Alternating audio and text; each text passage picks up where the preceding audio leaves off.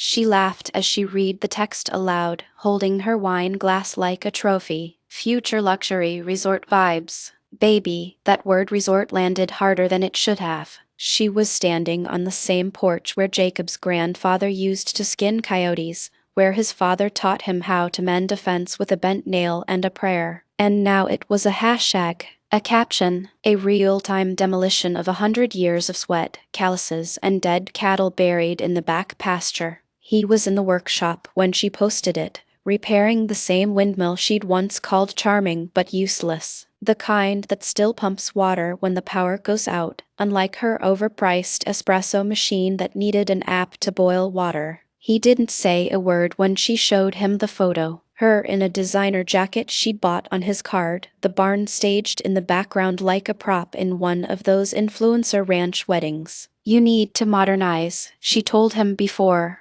This place has potential. He knew what that meant. Potential to be flattened, sanitized, and divided into 5-acre parcels for couples who wanted country charm but couldn't change a tire, much less birth a calf. Jacob didn't modernize. He preserved. He was the last of the stone men, born into land, not money. Every sunrise was a ritual. Every fence line walked was like a prayer. He didn't need a yoga mat or a therapist. He had dust in his lungs and the kind of silence between his ribs that you earn. Amelia was loud and beautiful and persuasive. She had a way of making manipulation sound like concern. It's just safer legally if my name's on the deed, too, she said 2 weeks after they married. You know, in case something happens. You're not getting any younger, babe. He signed not because he agreed, but because the ranch had survived fires, droughts, and bank threats. Surely it could survive her. That first night after the deed was amended,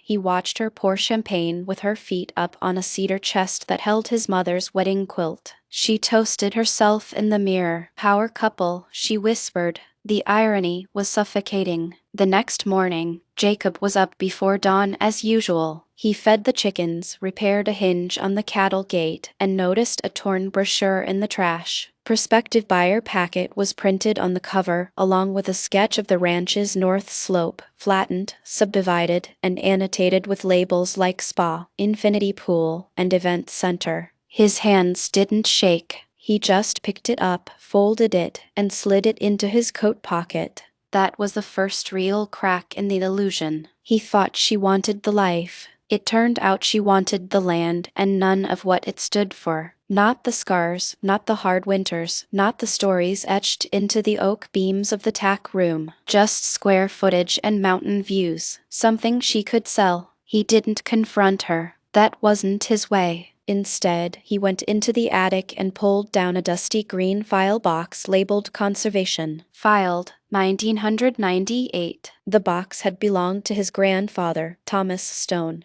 who nearly signed the land into a federal conservation easement back when developers first started circling like vultures in the 90s. He never finished it, said it didn't feel like the right time. Maybe now it was. Inside the box were typewritten letters, soil reports, and old hand-drawn maps with notations like Elk Corridor and Natural Spring in E Corner. All still valid, all still his. Jacob lit the fireplace that night.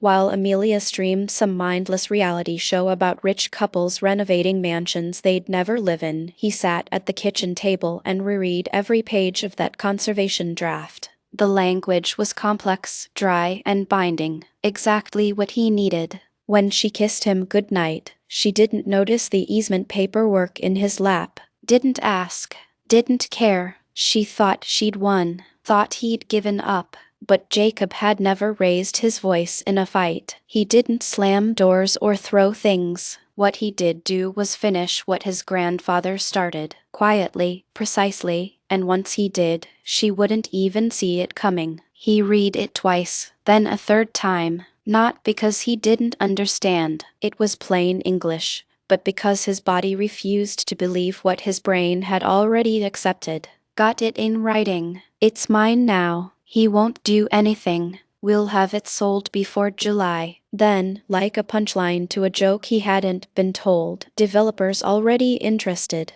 First meeting next week. No punctuation, just confidence. The kind you only text when you think the idiot you married is too old, too slow, too blind to see it coming. She'd meant to send it to her friend Aaron, the one with fake empathy and a real estate license. Instead, it hit Jacob's screen as he sat in the feed shed eating a cold sandwich and checking weather updates. It came in like any other message, innocent until it wasn't. He didn't reply, didn't even finish his sandwich. He just stood up, wiped his hands on his jeans, and walked quietly, deliberately, across the yard toward the old storage barn that hadn't been opened in months. He moved a tarp, opened a cabinet, and pulled down the green box, the box he hadn't touched in nearly 20 years. Conservation. Filed, 1998. He remembered the day his grandfather brought it out. A younger Jacob, fresh off a deployment, full of opinions and empty of patience, had brushed it off. "We're not dying yet, Grandpa. What's the rush?" Now, staring at the brittle folder corners and faded legal language, Jacob understood the rush, the urgency of legacy. Inside were notarized drafts, correspondence with the state land trust, surveys, and a final easement, unsigned, untouched for decades. The signature line was blank. His grandfather had paused at the finish line, afraid to tie the hands of those who'd come after him. But Jacob wasn't afraid anymore. Not after that text. She hadn't just betrayed him. She'd mocked him, undermined his history, and reduced a lifetime of labor to a transaction she thought she'd orchestrated behind his back. Jacob stuck a yellow sticky note right above the signature block and scrawled, "Let's finish what you started, old man." He closed the box, carried it inside, and set it on the dining table while Amelia danced around the kitchen barefoot, humming some pop song from her phone and sipping a kombucha she only bought because Instagram told her it was gut healing. "You're quiet tonight," she said, brushing past him.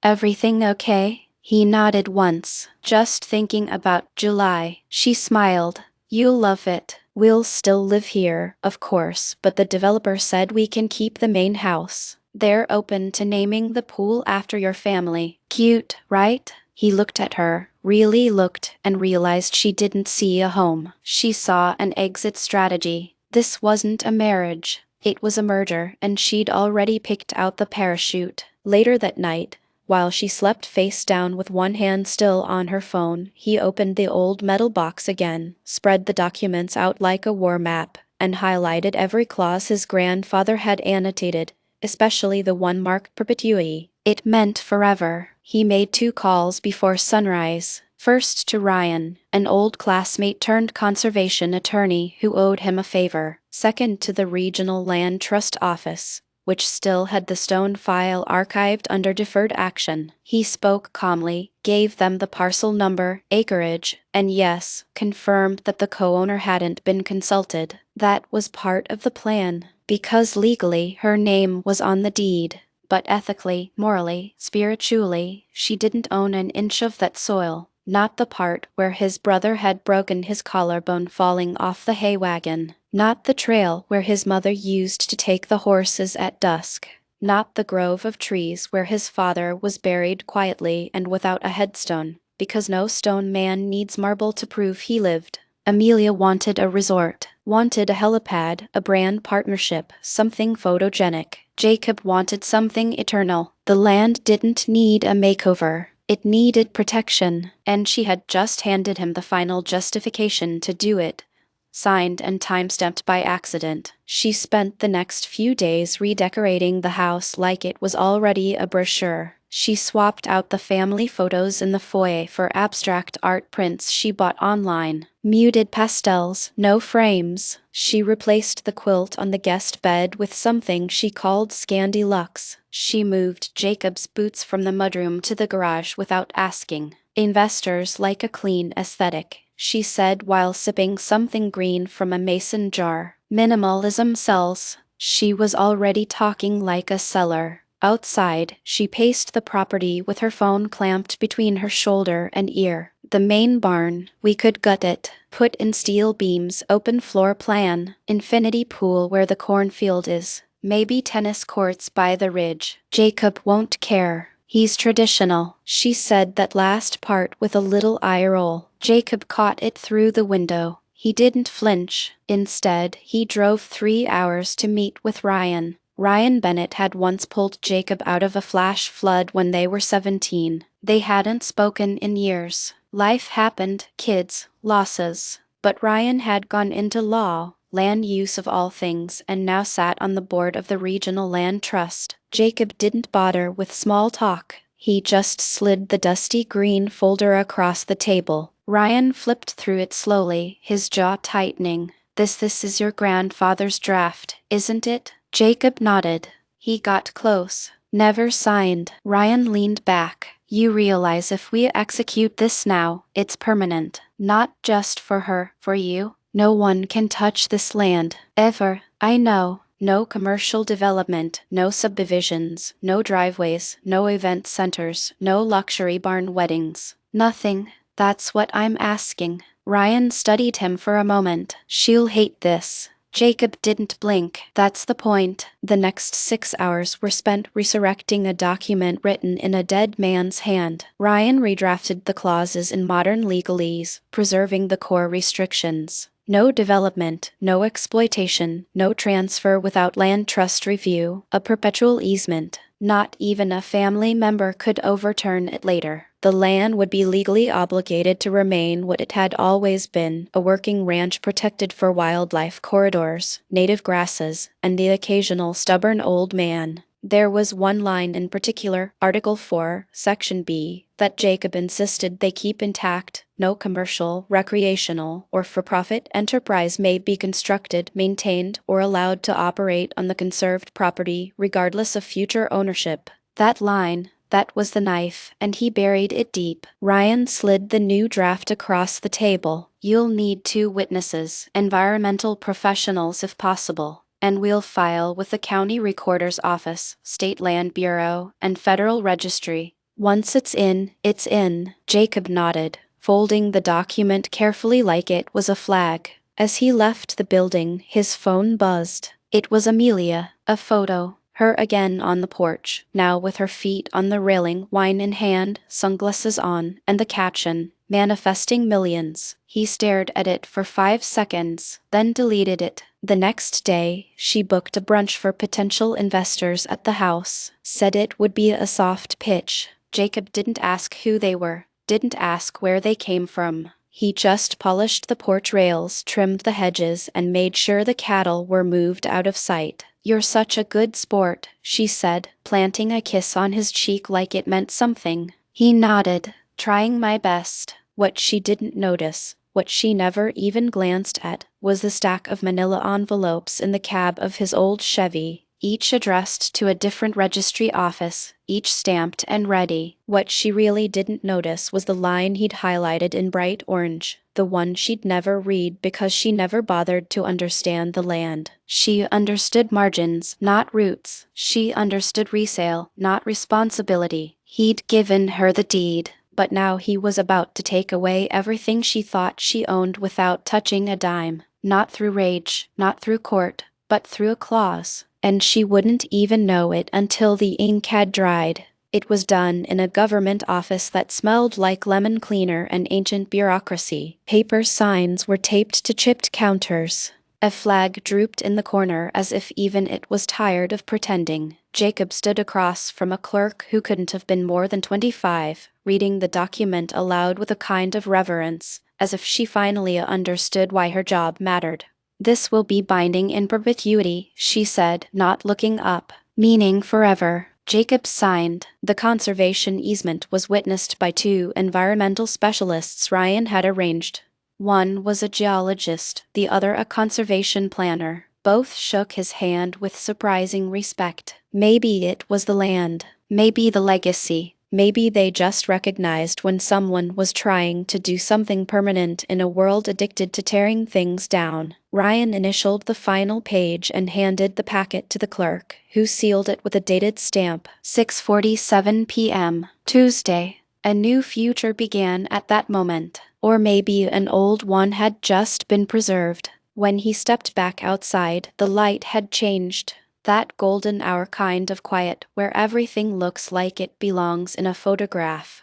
Dust in the air, a single hawk turning lazy circles above the east pasture. The same sky his grandfather once called an honest man's ceiling. He drove home slow. No music, no thoughts, just the soft clunk of the truck's suspension and the weight of what he'd just done riding shotgun. Amelia didn't notice he was gone all afternoon, or maybe she did, but assumed he was out feeding the cattle or fixing one of the fences she said ruined the view. When he got back, the house smelled like vanilla candles and self-satisfaction. She was on the porch with a bottle of wine, 2 glasses already poured. "Big day tomorrow," she said, motioning for him to sit. "We should talk about price ranges." Jacob sat, took the wine, and nodded. "Sure." She launched into numbers, projections, resale margins. "The investors loved the drone shots I posted. One guy said this land could be a wedding machine. Imagine, Jacob, that slope, fireworks, that old oak, vows, this porch, sunset cocktails. We'll be legends." He took a sip. He let her speak, because why interrupt a eulogy? She was already talking about something that didn't exist anymore, at least not in the way she imagined. What she thought was a gold mine had just become sacred ground under federal protection, shielded from her ambitions by a legal structure she would never understand. She didn't even know the trap had sprung, that the game was over, that her leverage had been transferred to a registry she didn't even know existed. Jacob watched the field instead of her face. The corn was gone, harvested last month. What remained was raw earth, quiet, exposed, patient. That was what the land was supposed to be, something that breathed, not bled. "Should we call the lawyer tonight?" she asked, swirling her glass. "Miles says the faster we file the LLC, the faster we can close a deal." Jacob raised his eyebrows. "Miles, huh? Sounds serious." She laughed. "Don't be like that. He's good at what he does. I'm sure he is." He turned his head just enough to catch the porch light glinting off her wine glass. She looked like she was holding court in a kingdom she never built. Tomorrow, that kingdom would vanish. She didn't know about the county recorder's timestamp, didn't know about the public registry, didn't know that every plan she made, every sketch, every fantasy, every $sign she saw behind her eyes had just become legally impossible. She was still shopping for tiles and caterers. He'd just closed the last door she didn't even know existed.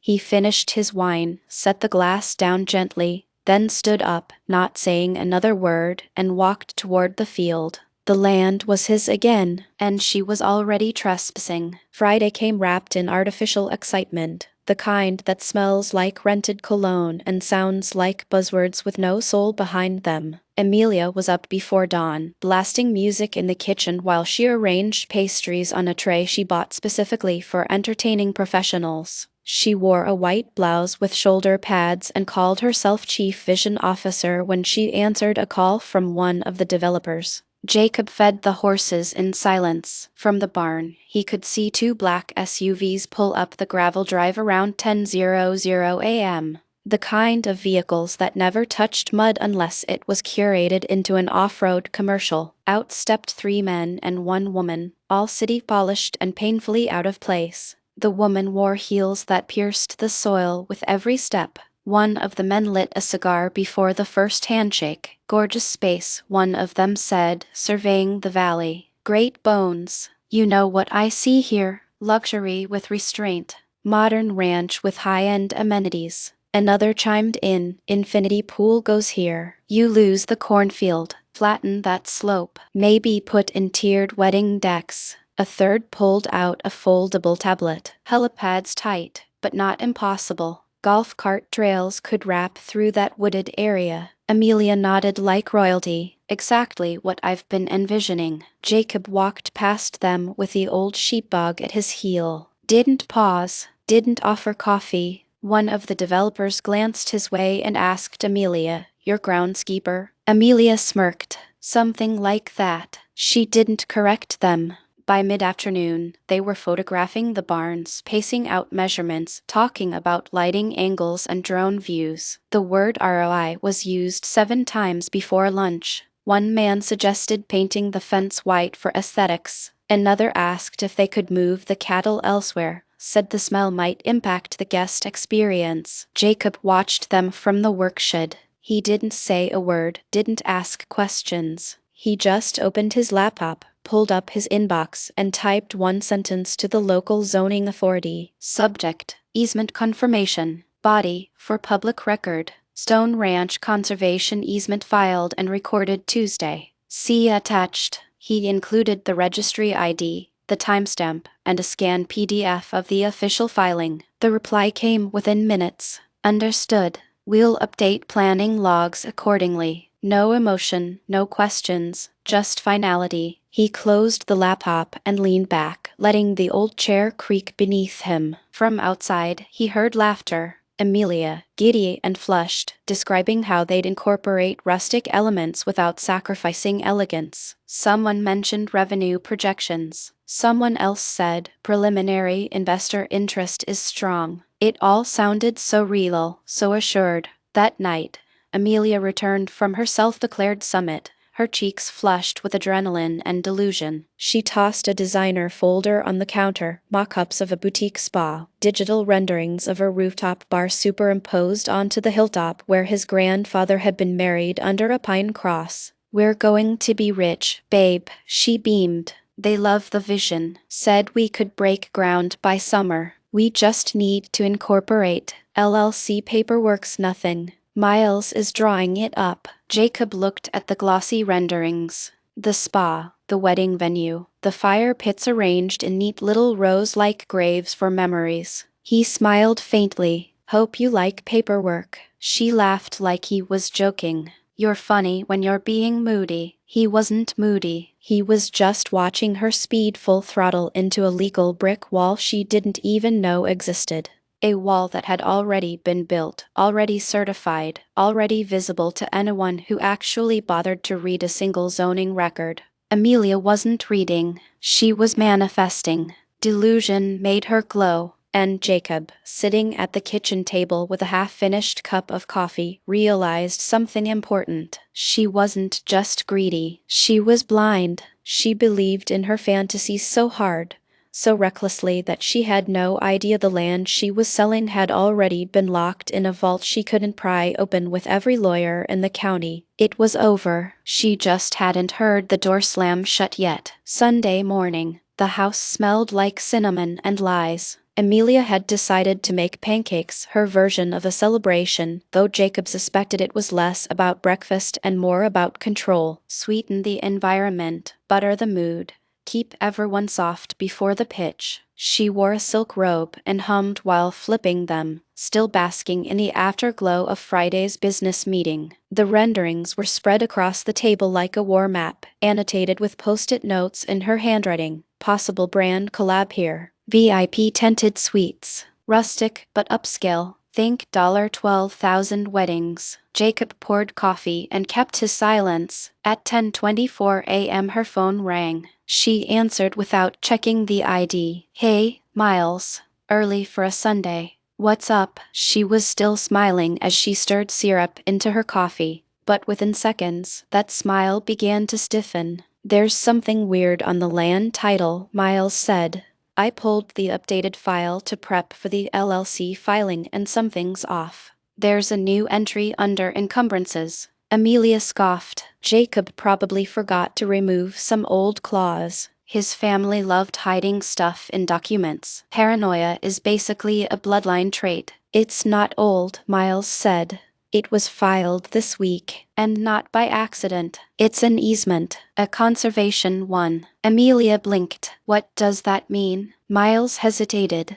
"It means someone, most likely your husband, donated the development rights. Permanently. The land is now classified as non-commercial, non-subdividable, and legally protected against development. Not just now. Forever." Amelia burst out laughing. "You're joking. That's not possible. He wouldn't even know how to do that. He's not that type of guy." Miles didn't laugh. "Amelia, I'm dead serious. I already confirmed it. It's recorded with the county and listed in the National Conservation Registry as of Tuesday evening. The developers won't be able to do anything. The land's untouchable. The only thing you're selling now is a view. She stood there in her robe, pancake flipper in one hand, trying to process a sentence that didn't compute. The land is untouchable. What if we reverse it? Challenge it legally? No chance. It's bulletproof. Ryan Bennett signed off.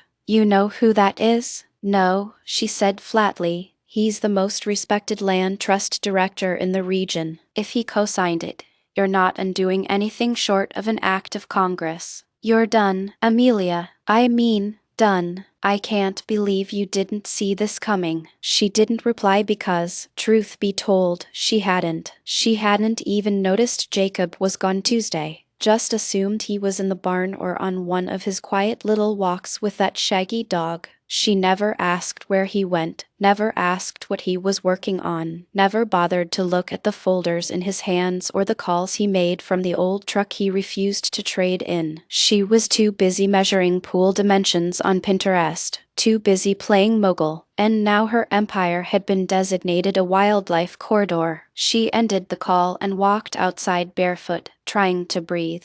The sky was too blue, the land too still. The windmill creaked like it was laughing at her. She stared across the field where Jacob was, of course, calmly repairing a fence post with a hand auger and some rusted wire. A piece of equipment so old she once joked it belonged in a museum. Now it looked permanent. She yelled, "Jacob, did you file something?" He didn't look up, didn't answer, just kept working the auger, and the wind carried his silence across the pasture like a verdict. She stormed back inside barefoot, livid, grabbing her phone and dialing Miles again. What if we threaten litigation? Miles sighed. Litigate what? He didn't break the law, Amelia. He used the law. He protected his land, and by doing that, he cut your plan off at the knees. You can't sue someone for saving something you tried to sell out from under him. She stood in the kitchen, pancakes burning in the pan, staring at her glossy renderings, suddenly meaningless. All those dreams gone, not with a fight, but with a form. She opened her laptop, pulled up the National Conservation Registry, and searched for Stone Ranch. There it was. Stamped, certified, bound, and under the restrictions section, she read, no commercial development, subdivision, structural expansion, or for-profit recreational activity shall be permitted on this property for any reason in perpetuity. Her mouth went dry. He'd done it, and she hadn't even seen him leave the house. Her ringtone shattered the brittle calm of a too-quiet morning. She was still in bed, curled around her phone like a lifeline, scrolling through a Pinterest board labeled Rustic Lux Ranch Wedding Concepts, a vision board of money she'd never touch. The screen lit up. "Miles, attorney," she answered with a groggy smile. "Miles, it's Sunday. You better be calling with a loophole." What she got instead was a scream. "The land, Amelia, the land. You have to stop him now. Do you understand what he did? It's irreversible. You have no leverage." "None." She sat upright. What are you talking about? I just got off a call with zoning and legal from the land trust. You don't get it. This wasn't just a conservation gesture. This was strategic obliteration. That easement is ironclad. You can't reclassify. You can't transfer. You can't develop. The developers you paraded around, they're pulling out. All of them. Wait, what do you mean they're pulling out? Because the land is now worthless to them. Do you hear me? It has zero commercial value. You're sitting on a federally protected heritage site with a scenic view and absolutely no profit margin. They want nothing to do with it. Amelia's hand went numb. The phone slipped, hit the floor with a hollow thud. She stood up like her legs were made of wire, ran to the window, and saw him. Jacob, out by the horse stalls, wearing the same jacket he'd had for 15 years, sipping coffee from the mug she hated because it was chipped and looked poor. She threw on a sweater and bolted outside, barefoot on gravel, hair still tangled from sleep. Jacob. He didn't flinch. She closed the distance in quick, angry strides. "What did you do?" He took another sip before answering. "I protected what mattered." You signed it without telling me. He raised an eyebrow. I didn't need your permission. It's a conservation easement. I was well within my rights as joint owner to donate the development rights.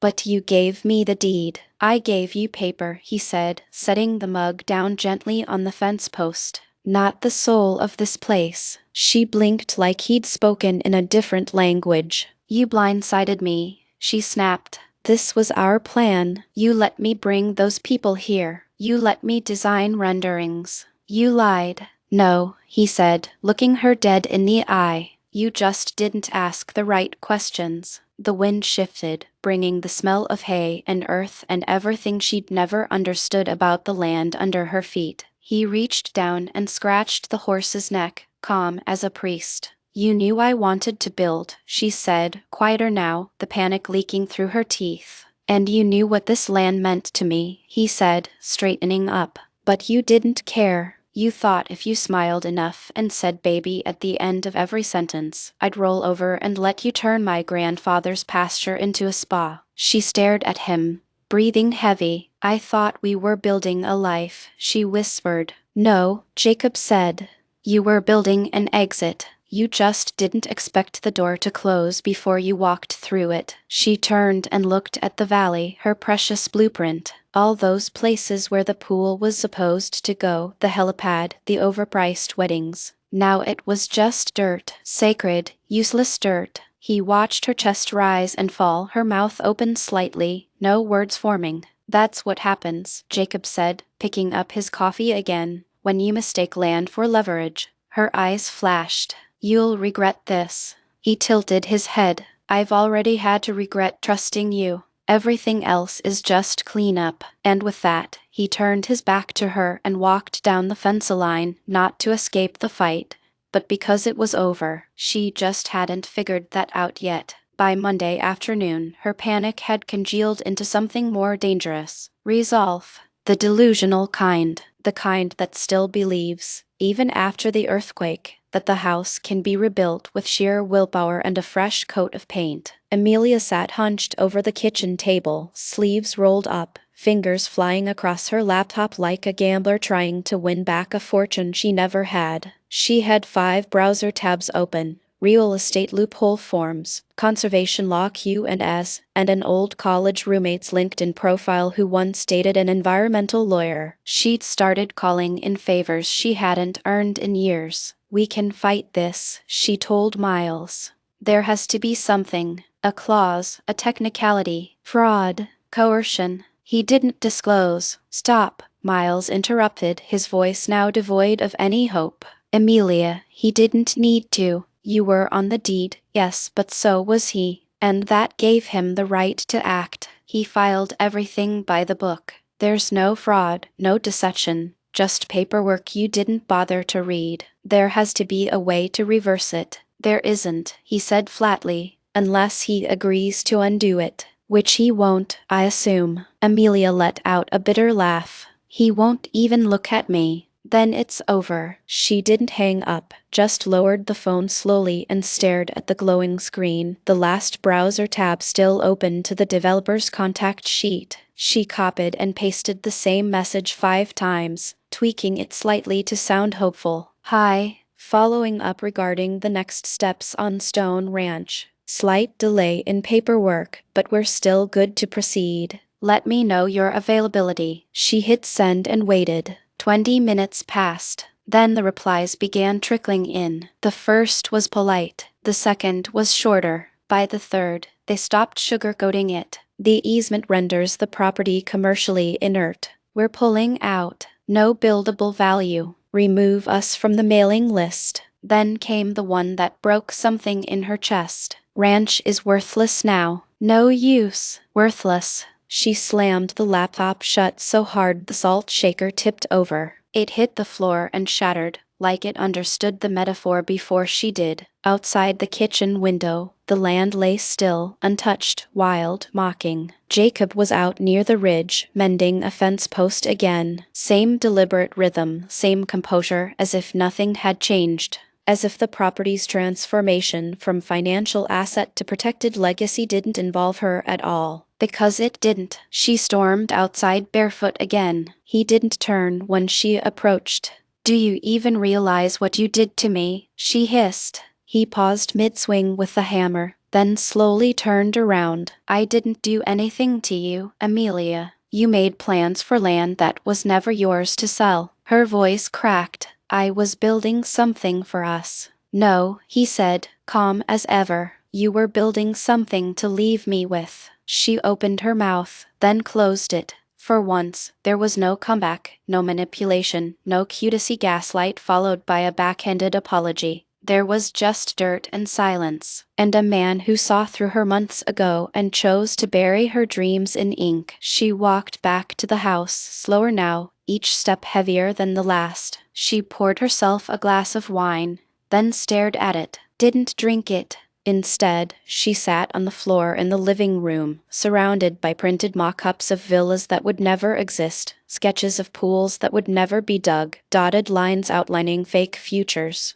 It was supposed to be a stepping stone, a flip, a cash out, but now she realized it was never hers to flip. It was his to preserve. And in the end, Jacob didn't want money, didn't want growth, didn't want status. He wanted stillness.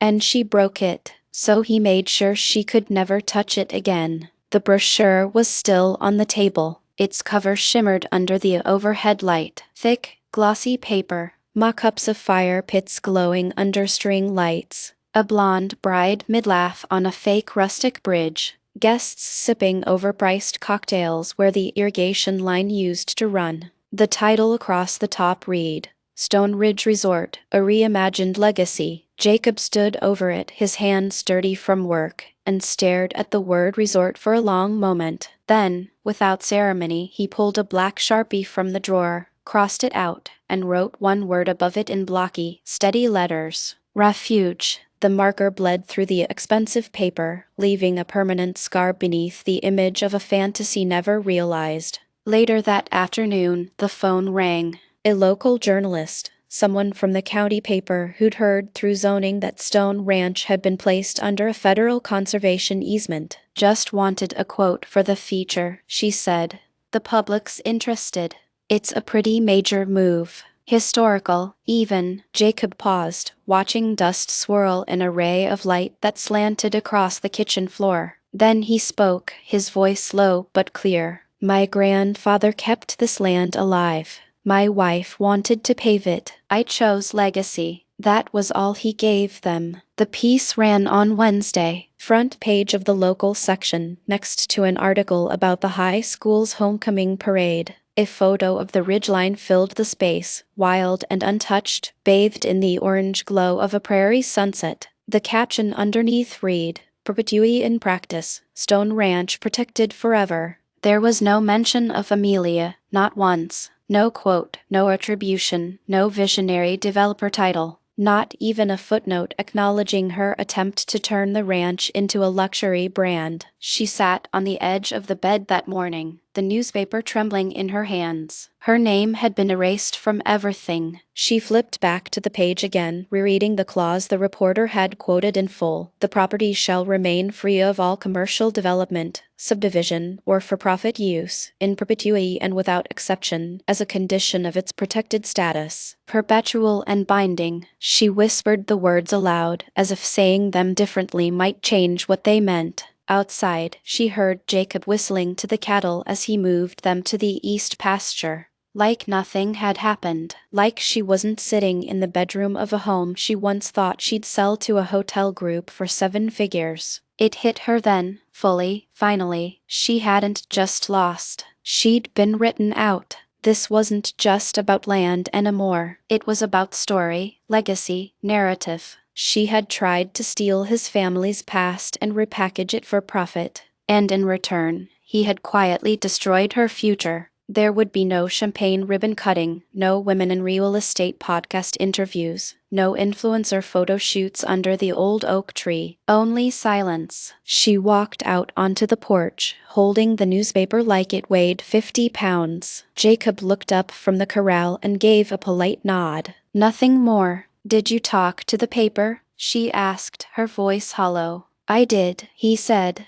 They asked why I did it. And you said legacy. That's right. She stared out across the land. She couldn't even see it the same anymore. It no longer looked like equity. It looked like a verdict. How long does it last? She asked, barely audible. Jacob shrugged. Forever. Give or take. She nodded slowly. The wind rustled through the tall grass, carrying the smell of sage and something older. Something earned. She turned back toward the house, the brochure still in her hand, now stained with ink and creased where her fingers had clenched it too hard. For the first time in her life, Amelia understood the weight of permanence. The trap wasn't made of metal, it was made of paper. And she'd walked into it on heels, smiling, thinking she was queen of something she never understood. She was gone before sunrise. No announcement, no packed SUV, no teary confrontation. Just a half-emptied closet, a silent bedroom, and a wine glass still on the porch railing from the night before, lipstick smudged like a question mark.